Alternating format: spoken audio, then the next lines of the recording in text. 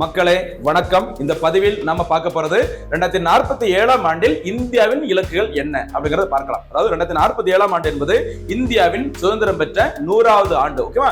India தற்போது பார்த்தீங்கன்னா வளர்ந்து வரும் நாடாக உள்ளது. வளர்ந்து வரும் நாடாக இருக்கிற இந்தியாவை வளர்ந்த பாரதம், சரியா, வளர்ந்த நாடாக மாற்றுவதற்கான இலக்கு, அதனுடைய பேர் என்னன்னு சொல்லி பார்த்தீங்கன்னா விக்ஷித் பாரத். ஓகேவா? விக்ஷித் பாரத் என்பது வளர்ந்த பாரதம் என்பதை குறிக்கும். இந்த இலக்கு ஆண்டும் 2047 தான். ஓகேவா?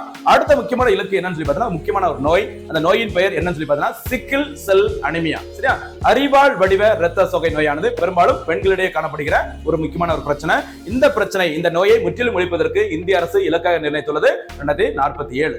அதே மாதிரி போதை பொருள் இல்லாத இந்தியா, இந்த இலக்கையும் இந்திய அரசு அறிவித்தது. சரிங்களா? இதற்கான இலக்கு ஆண்டும் 2047 தான். ஓகேவா? ரொம்ப முக்கியமான பிரச்சனை. அதற்கான இலக்கு அறிவிச்சிருக்காங்கமா, கவனமா இருங்க. அடுத்து என்னன்னு சொல்லி பார்த்தீங்கன்னா ஆற்றலில் தன்னிறைவு. நமக்கு தேவையான எல்லா எனர்ஜி, எல்லா ஆற்றல்களையும் நம்மளே தயாரிக்க வேண்டும். எந்த நாடையும் நம்ம என்ன பண்ணக்கூடாது, டிபெண்ட் பண்ணி இருக்கக்கூடாது. அதற்காக ஆற்றலில் தன்னிறைவு இலக்காகவும் இந்திய அரசு அறிவித்துள்ள ஆண்டும் 2047 தான்.